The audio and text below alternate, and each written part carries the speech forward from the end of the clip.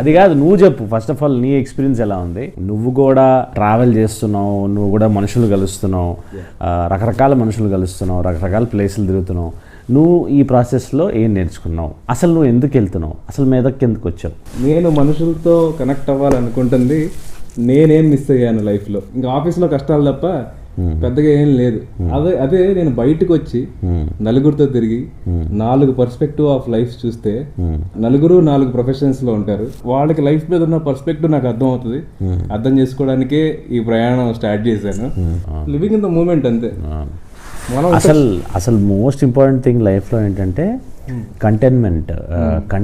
అంటే నువ్వు ఎంత సంపాదించావా, ఏం చేసావా, ఇవన్నీ పక్కన పెడితే నువ్వు ఎంతవరకు హ్యాపీగా ఉన్నావు, ఎంతవరకు సుఖంగా ఉన్నావు. నువ్వు 10 రూపాయలు సంపాదించినా 10 రూపాయల్లో హ్యాపీగా ఉన్నావా అనేది important. So you need to be like sorted.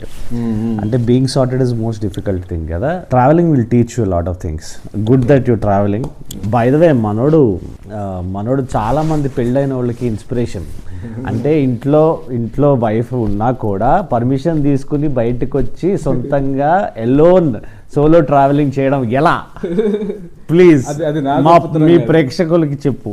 అది నా గొప్పతనం కాదు, కంప్లీట్ గా మా వైఫ్ కి క్రెడిట్ ఇవ్వాలి. మనం ఎన్ని డిగ్రీలు సంపాదించామా, ఎంత చదువుకున్నావా, ఎన్ని డబ్బులు సంపాదించామా, ఇవన్నీ కాదు. ఇవన్నీ మనం చిన్నప్పటి నుంచి మన ఇంట్లో వాళ్ళు, మన సొసైటీ చెప్తారు కదా, అవన్నీ కాదు. నువ్వు ఎంత పీస్ ఆఫ్ మైండ్ నీకుంది, రాత్రిపూట నిద్ర సరిగా పోతున్నావా, హ్యాపీగా ఉన్నావా లేదా అనేది ఎవడు అడగడు.